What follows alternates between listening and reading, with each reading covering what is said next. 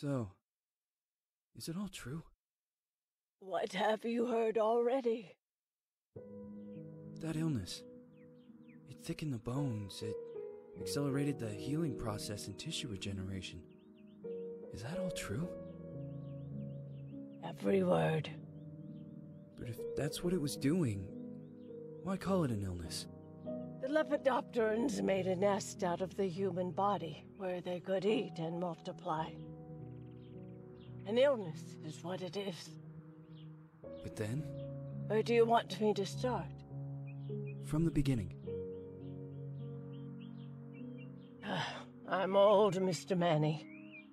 My memory is not one of my strong points. Well, for example, why do they call you Madame Svenska? A name is just a trace. It is our business card, our identifier. It presents us to the world. But does it tell our story or really describe who we are? I swear I know 3 or 4 idiots with the same exact name. Well, yes. But we are not made of that name. It is given to us. Other people choose it for us, whether it suits us or not. It doesn't tell us who we really are. That name will not give us any answers. It is only through growing old that we become the answer to the questions of our childhood.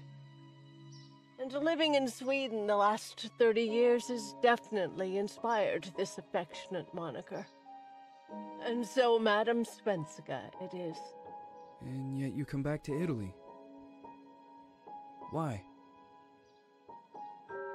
Because I forgot. But I also forgot that I had promised to remember.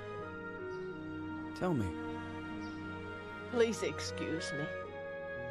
Sometimes my memory needs to be jogged. There's always been a song that, as well as the name you refer to so much, has labeled my whole life, has given it a name, and it's from a name. If you can believe how bizarre and sometimes unbelievable my confused memories are to describe that all this began.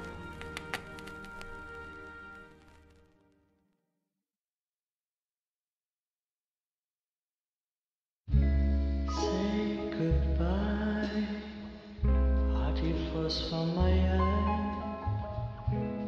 If you leave me, sure you miss me.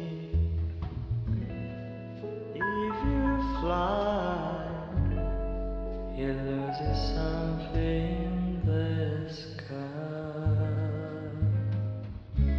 Come on, let's dance. We don't have any chance. Give me a kiss, so you know what you're gonna miss.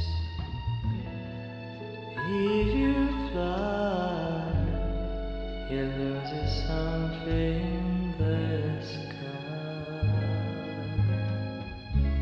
Listen to me, the romance leave us free.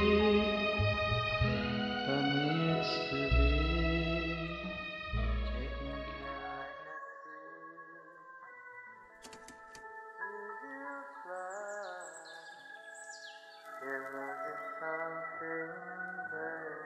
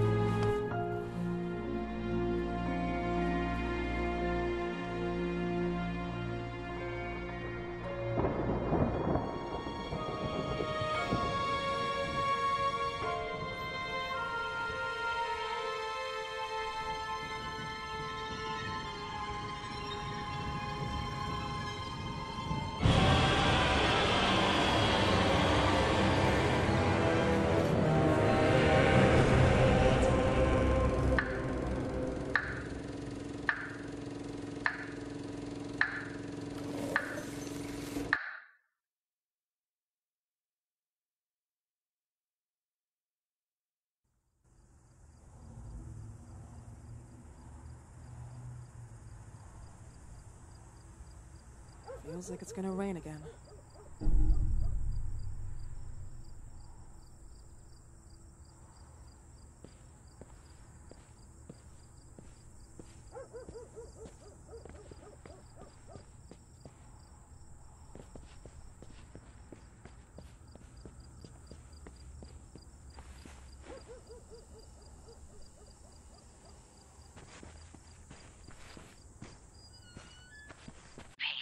I know!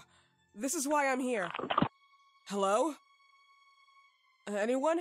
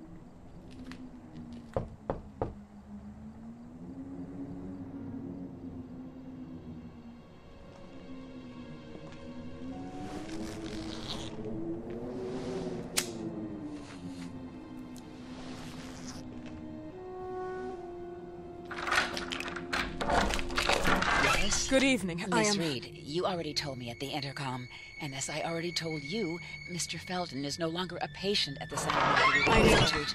I came here voluntarily. outside the Institute. So what do you want? I am personally re-examining your case. Causes, reagents. I strongly believe there are alternative ways and probably other experiments that are worth a try. I am fighting with the Institute to recognize there are other adequate remedies for your husband's pathology. Oh, no, please. I'm just assisting him. I'm his nurse. I didn't know. It's okay. I suppose you want to talk to him. Thank you. I apologize for the darkness, but Mr. Felton's sight has been damaged and immensely compromised because of the disease. Anyway, I am Gloria. Oh, and please, refrain from smoking inside. Mr. Felton hates the smell of smoke. Sorry.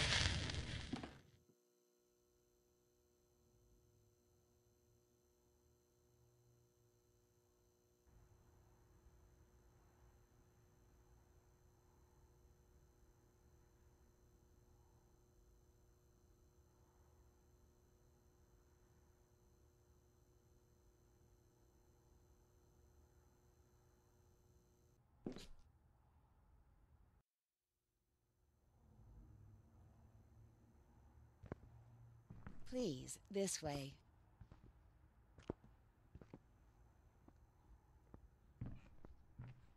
Bad habit.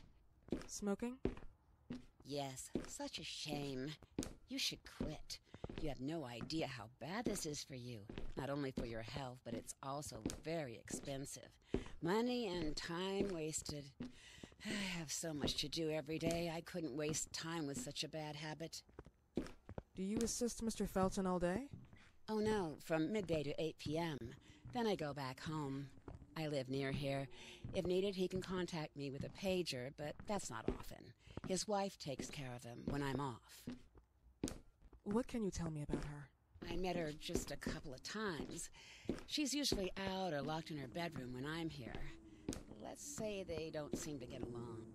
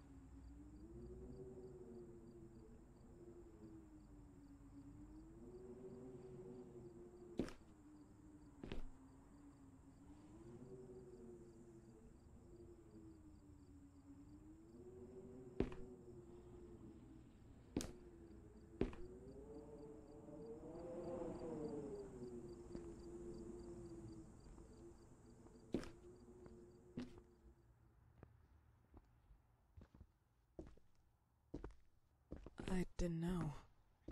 But, you know, when she's home, she listens to the same music, the same song, over and over.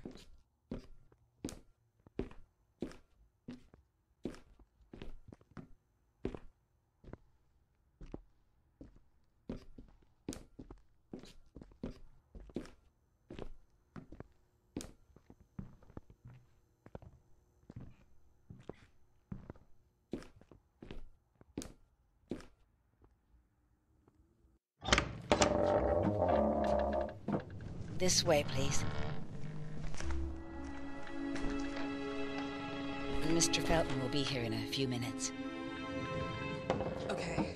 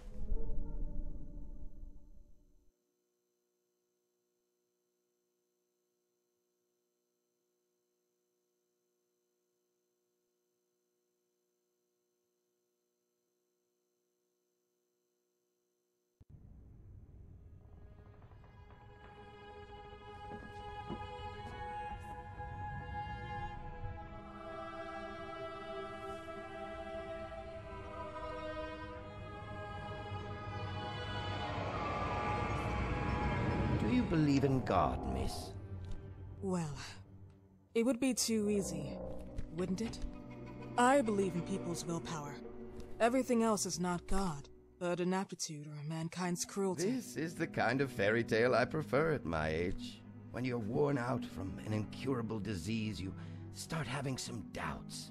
Why is there so much life in such small but lethal creatures? An arbiter, that's all we need. For what? It's wrong and crazy.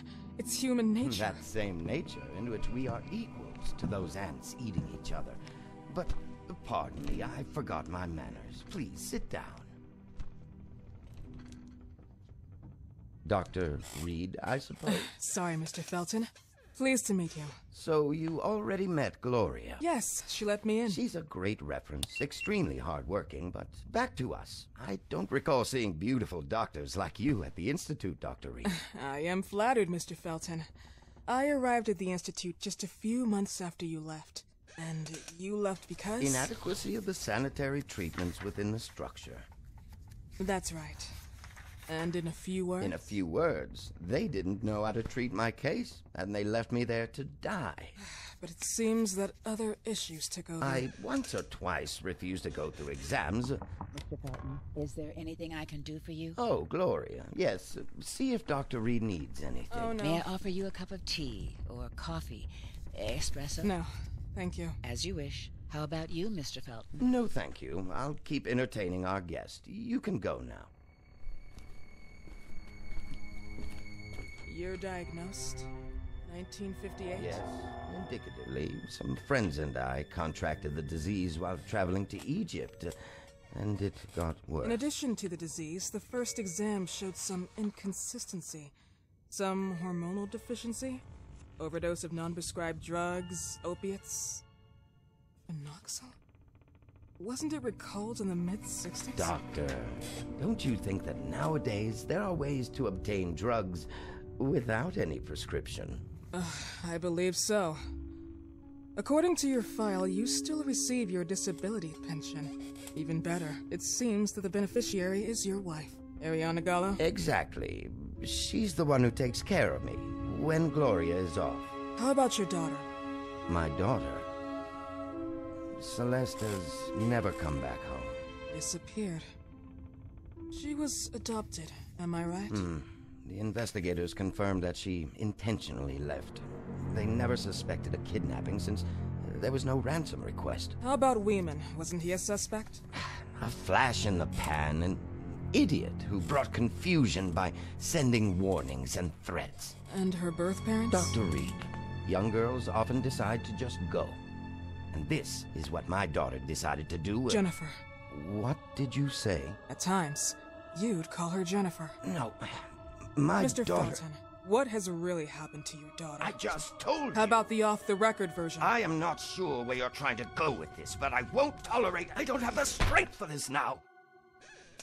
I know you've been trying to forget her, but this picture might help you to. What is this? Where did you get this picture? Isn't she your daughter? Celeste, or has you called her?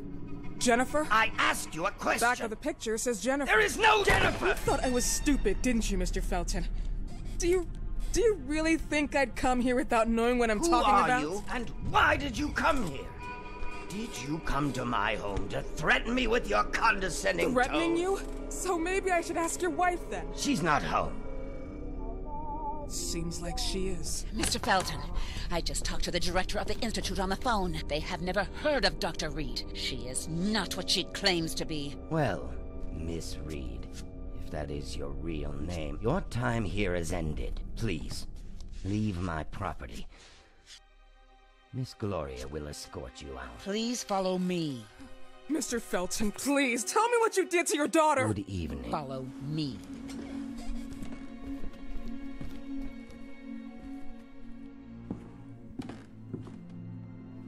Mr. Felton.